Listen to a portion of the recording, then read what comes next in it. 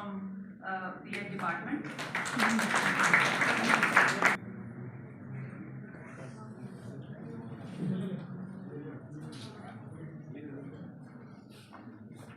वागर्था विवशं पृक्तौ प्रागर्था प्रतिपत्तये जगतः पीतरो वंदे पार्वती परमेश्वरो। मंचासीन परिषद के निदेशक गुरुवर ए बावरी सर, विधि के विभागाध्यक्ष सह संकाय अध्यक्ष गुरुवर ए पांडे सर एवं मंच पर विराजमान अतिथि द्वय एवं विधि के निष्णात विद्वान जो मंच पर उपस्थित हैं एवं मेरे प्रिय बंधु बांधव, प्रतिलिप्याधिकार अधिनियम 1957 के विषय में हम सभी विस्तार पूर्वक जानते हैं और इसके विषय में धारा 2 और धारा 13 में विशेष रूप से उल्लेख किया गया है। हमें यह भी पता है कि सिविल प्रक्रिया संहिता 1908 की धारा 20 के तहत इसकी वाद को स्थापित नहीं किया जा सकता। इसकी वाद की स्थापना सत्र न्यायालय और माननीय उच्चतम न्यायालय दोनों जगह की जा सकती है। यही नहीं, इसमें अनेकानेक प्रकार के उपचार भी हमें मिले हैं। यूबी जस्ट ईवी जस्ट रिमेडियम जिसे हम कहते हैं, जहां अधिकार है वहां उपचार उपलब्ध है। आज के संदर्भ में, अधुनातन संदर्भ में देखा जाए तो हमें शोध के विषय में कहने के लिए विशेष रूप से अवसर प्राप्त हुआ है कि शोध में किस प्रकार से कॉपीराइट को हम ले रहे हैं। हमारे हाथ में एक छुछुंदा मिल गया है जिसे बच्चों को हम देते हैं बहलाने फुसलाने के लिए, और यहाँ पर सभी प्रकार के विषय वस्तु हमें मिल जाते हैं और यहाँ से हम लेते हैं और सीधे कॉपी पेस्ट मार देते हैं और वह कॉपी पेस्ट सीडी बनकर यूजीसी में जाती है। यूजीसी एक मशीन बनाकर रखी है जहां पर उसको डाला जाता है और वहां से हमें पता चलता है कि 10% कॉपी हुआ है पीएचडी का या 30% हुआ है। उसके बाद हमें जो है उपाधि प्रदान की जाती है। अगर 30% होता है तो हम मान्य नहीं होता है, वह कॉपीराइट के अंतर्गत आ जाता है। और यह सभी जो कृत्य हो रहे हैं उसके पीछे सबसे बड़ी वजह है वह है समय की कमी। ऐसा नहीं है कि हमें 48 घंटा मिलता है और आपको 24 घंटा मिलता है, दोनों को बराबर समय मिल रहा है। किंतु हम क्या करते हैं, अपने 25 वसंत को जीने के बाद इस मंच पर आते हैं और एक बहुत ही बहुमूल्य पात्रता परीक्षा पास करने के बाद हमें पीएचडी में नामांकन मिल जाता है। 6 महीने कोर्स वर्क करने के बाद हम निष्णात विद्वान समझने लगते हैं अपने आप को। किंतु मैं एक ऐसे शोधार्थी के विषय में आपको बताना चाहूंगा जिन्होंने अपने 80 वर्ष की अवस्था में रिसर्च करना शुरू की, वह है गोस्वामी तुलसीदास जी। उन्होंने श्री रामचरितमानस का प्रणयन अपने उम्र के 80वें वर्ष में किया था और उन्होंने ये नहीं कहा कि मेरा ये कॉपीराइट है, मेरा ये अधिकार है। उन्होंने कहा कि नाना पुराण निगमागम सम्मदम यद। यहाँ तक ही नहीं, उन्होंने कहा कि यह रामचरितमानस को सबसे पहले रचकर भगवान शंकर ने अपने मन में रखा था। रचि महेश निज मानस राखा, पाई सुषमय शिवा संभाला। तो आज हमारे यहाँ क्या है कि संपदा बहुत ही विस्तृत है, मगर हम क्या करते हैं कि उस संपदा को संकीर्णता के रूप में लेते हैं। जैसा कि विधि विदुषी गुरु माता द्वय ने बताया कि कोको कोला की जो बोतल है और जो फैंटा का बोतल है, जो जैव विविधता के विषय में इन्होंने बताई, तो ऐसा नहीं है कि यह जो इन लोगों ने बताया ये हम नहीं जानते हैं, किंतु जो इन्होंने अपना एक विशेष बौद्धिक के माध्यम से यहाँ पर चीजों को प्रस्तुत किया उसे हम प्रणम्य करते हैं। ऐसा है कि प्रतिलिप्याधिकार अधिनियम के अंतर्गत हमारे देश में किसी भी प्रकार का प्रतिलिप्याधिकार अधिनियम की आवश्यकता नहीं थी, क्योंकि हम तो उस पराशर स्मृति नारद स्मृति के देश में जन्म लिए हैं जहाँ पर वेद और पुराण है, जहाँ पर साम वेद में सारी संगीत संकलित हैं।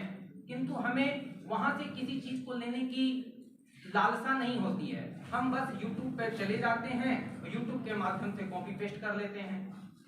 YouTube की ज्ञान, व्हाट्सएप यूनिवर्सिटी की ज्ञान से हम अपने आप को अभिहित कर रहे हैं, किंतु हमारी मौलिकता कहाँ गई? हम तो उस सनातन संस्कृति के पुरोधा हैं जहां पर लोग सृष्टा हुआ करते थे, सृजन करते थे, और आज हम क्या करते हैं, कॉपी करते हैं। इसने कहा था, बेंथम ने एक जगह कहा कि जहां पर विधि है वहां पर संपत्ति है, जहां पर विधि नहीं है वहां पर संपत्ति नहीं है। जन्म से लेकर मृत्यु तक लोक कल्याणकारी राज्य हमें पलना से लेकर मृत्यु सैया तक, डेथ सर्टिफिकेट तक हमें संरक्षा प्रदान करता है, सुरक्षा प्रदान करता है। किंतु उस सुरक्षा के अंतर्गत हम क्या करते हैं, अपने अंदर जो सृजनात्मक क्षमता है उसका हम विनाश कर देते हैं। हमें जो सृजनात्मक क्षमता का उन्नयन करना है उसे हम खत्म कर रहे हैं। हमें एक शीर्षक मिलती है पीएचडी टॉपिक पर, उसी शीर्षक के विषय में हम सोचते हैं, उससे इतर सोच ही नहीं पाते हैं। कतिपय ऐसे भी शोधार्थी हैं जिनका शोध प्रबंध प्रकाशित नहीं हो पाता है, उनके शोध प्रबंध का हम पूर्णतः रूप से कॉपी पेस्ट करके अपने आप को महिमा मंडित करके और यूजीसी के रूल के अंतर्गत जो 10 पॉइंट मिलता है डॉक्टरेट लगने के बाद, विद्या भारती की उपाधि मिलने के बाद, हम उसे अलंकृत होकर आजीविका प्राप्त कर लेते हैं। किंतु उस आजीविका से हमारा कल्याण नहीं होने वाला है। स्वांतः सुखाय कुछ कार्य को करना चाहिए। हमारे अंदर स्वांतः सुख है नहीं, हम जो है शुद्ध वित्त लोक ईषणा में जी रहे हैं। हमें जो है अपने बेटी की इच्छा है, अपने धन की इच्छा है। अरे दूसरे के विषय में तो सोचें। अयम निजः परवेति गणना लघुचेतसाम उदार चेतनाम वसुदेव कुटुंबकम, जो हम कहते हैं।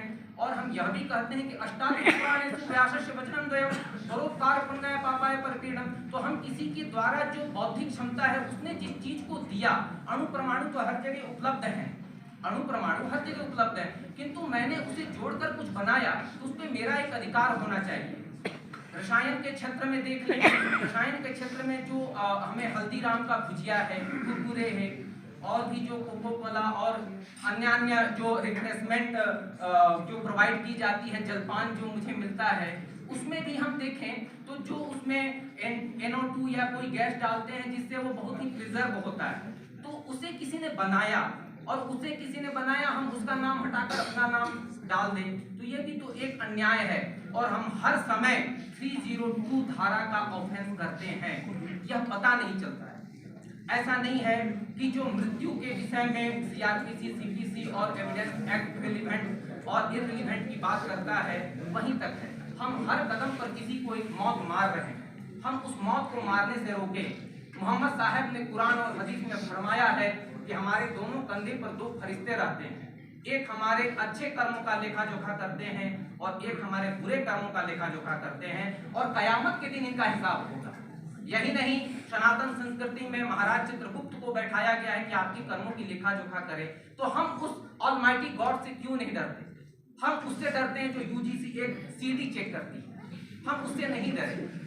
हम उससे डरें जो परम पिता परमेश्वर है, जो हमें और आपको बनाया है। हमारे अंदर जो सेल्फ रियलाइजेशन की जो भावना है, हम उससे अपने आप को गौरवान्वित और महिमा मंडित करें। और मैं अंत में एक ही बात कहना चाहूंगा, राष्ट्र कवि दिनकर ने कहा है कि झड़ गई पूछ रोमांच झड़े, पछता का झरना बाकी है, बाहर बाहर तन समर चुका है, मन अभी समरना बाकी है। धन्यवाद।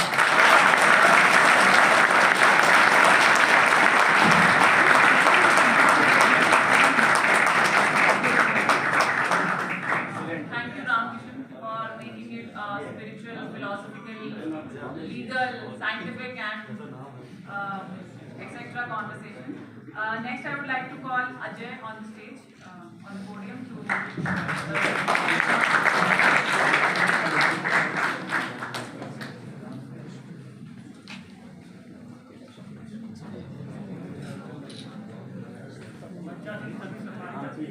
एवं सब आगामी उपस्थित सभी शिक्षकगण एवं प्यारे साथियों, आप सभी मेरा प्रणाम। मेरा टॉपिक है general introduction and it's challenges in modern time of copyright. इसके आप परिचय को देखते हैं। जब कोई व्यक्ति अपनी बुद्धि या ज्ञान से रचना करता है तो उसे बौद्धिक संपदा के रूप में जाना जाता है। और जैसे संगीत, साहित्य कला, साहित्य कृति, कला, शोध, इन संपदाओं को संरक्षित करना इसलिए आवश्यक हो जाता है क्योंकि वास्तविक रचना व्यक्तियों के प्रति प्रोत्साहित करती है और इसे अन्य व्यक्तियों को रचना करने के लिए आगे लाती है।